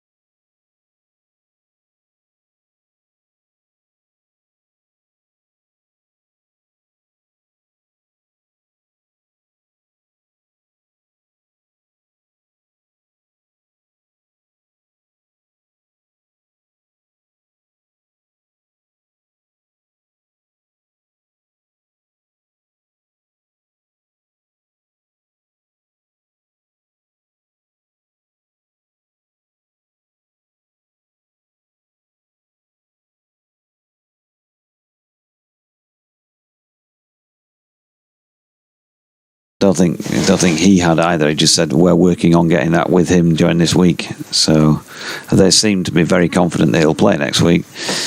But then on Monday morning, the coach said he was definitely playing, and found out on Monday afternoon that he didn't have the correct visa. I don't know. I don't understand these things. Okay. Well, if you want to mention that, check anything out here that's going on with the bus side of things, mention that, feel free, okay? Okay. Right, I'll get things recorded. Excuse me. BBC Radio York, the cricket show. We're talking to Yorkshire commentator Jonathan Doidge, who has graced North Yorkshire and Scarborough today for, well, he was hoping for day 2 action, but Jonathan, sadly, not much for you to report on today. Just give us a rundown of the day. Yeah, frustrating day, Tim. We alternate this morning. The sun was shining, but the outfield was wet. It had rained heavily for, I don't know, a good hour or more probably yesterday afternoon when it was abandoned. And anybody who knows the surface here, it does drain in a sort of, if there's puddles standing around, it will dissipate and go fairly quickly, but it's then getting rid of that stuff that's under the surface. And when you're super soppers and all those bits of equipment, test match grounds, it's easier to clear that. Here, yeah, difficult really. I mean, it was literally sort of a towel and like a small roller that you get at a typical cricket club that was out there trying to soak up the juice that was in the surface. It was the 2 bowlers at either end of a couple of bits of the outfield as well, and so play was delayed. And after a couple of inspections, they decided that they could start at 1 o'clock. So that was the backdrop to the start of play, and most people were in the ground. Some decided to nip out and take a walk and all that, and use up the time in other ways. But they played for about an hour and 40 minutes in the end. Johnny Bairstow played pretty well, made it to 72 from 90 deliveries before he got underneath the delivery Kishore and was caught by Will Jacks down at long off, not so far from the combox. He to be the only victim on the day, and about 20 minutes after he was out, Will Sutherland got 6. Matthew Rev still playing nicely, as he has been in recent weeks, 34 not out. And it just came down with that miserly fine rain that, as Peter Kay says, that fine rain that sucks you through. And they took them off, and they just haven't got back on. So it's rained steadily like that. It's not been particularly heavy, but they got the full covers on, which obviously takes a while to get off anyway. And with the outfield already wet, they've just decided a few minutes ago, 20 to 5-ish, that was it for the day. So yeah, disappointing that we've only seen a few overs. There was supposed to be 83 played today. They lost 10 yesterday. 10 yesterday and 13 today before they'd even started. And so more time to make up tomorrow, which is the last of the 4 days that they're allowed to make time up on. The final day is always set in stone. So likelihood of a result has obviously diminished as a result of all that, but we don't know. It's cricket, so things can change, as we've seen down at Taunton, and games can move on quickly. Yeah, you mentioned the word disappointing there. How frustrated at the same time do you think Yorkshire will be? Because it was a cracking day 1 for them, really, wasn't it, yesterday? Yeah, I think I'm very frustrated, but for them, they'll be, I think, less frustrated than Surrey, because let's face it, Surrey are a very strong side. They're the champions. Yorkshire are fighting for first and survival, and first and foremost, they need to make sure they don't lose the match. So taking it deeper before the cricket gets more serious is probably more beneficial. Well, it will be more beneficial to Yorkshire than it will be to the champions. I mean to say that Surrey can't win this game, or that at this moment in time, Yorkshire can't either. But, the last thing Yorkshire need to do now is to lose this match. And that's, make it more difficult in the 4 remaining games for them to save their skins in Division 1. Highlight of the short match that's been over the last couple of days has been Will Luxton, who made a really good score on day 1. It's an interesting story as to why he's suddenly playing for Yorkshire, isn't it, Jonathan? Well, yeah, he got called away at very short notice to go down and play in a first-class counties match at Beckenham the other day, along with Jaffa Chauhan, who I believe has remained down there. But looks he was down there Saturday and Sunday, and then they asked if they could take him out of the game. That of a couple of moving parts, really. One was the fact that Imam Ul-Haq, who'd hastily been signed as a replacement for Ruturaj Gaikwad after he pulled out for personal reasons last Thursday, they weren't sure exactly when he was going to land, and Kevin Hamilton came on country earlier on, explained all that situation. I managed to get him the country. I turned up on Monday when the players were all warming up. He was here with Imam, and you just assumed he's going to be playing. But on Monday afternoon, they found out then that the ECB informed them that they didn't have the correct visa, therefore wouldn't be able to play in this match, and so they needed somebody in that top order. And so Will Luxton, well, if he's good enough for the first-class counties, even though he's not had that many opportunities in recent times in red ball cricket, he was good enough for Yorkshire, and they pulled him back up here, and obviously that paid dividends with his 70-odd yesterday.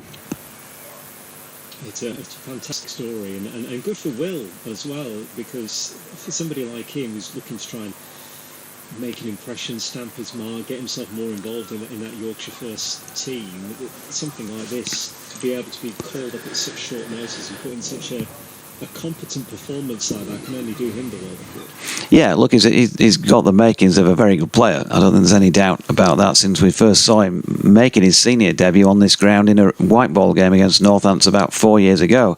And he got a 60-odd that day and played some lovely shots.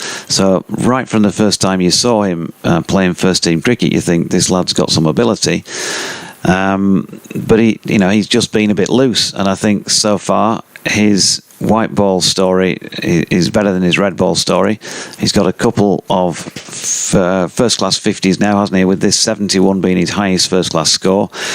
And so, yeah, if you take an only positive spin, you say that he's got a right future. If you take a realistic spin, he's definitely got things, quite a lot of things to learn. But I think it was the best he's played, as well as the highest score he had today. Some of the shots he was like carrying himself out there in the middle, he looked like he was improving in that feel of a more experienced player, if you will, until he got out. And there was always that chance, that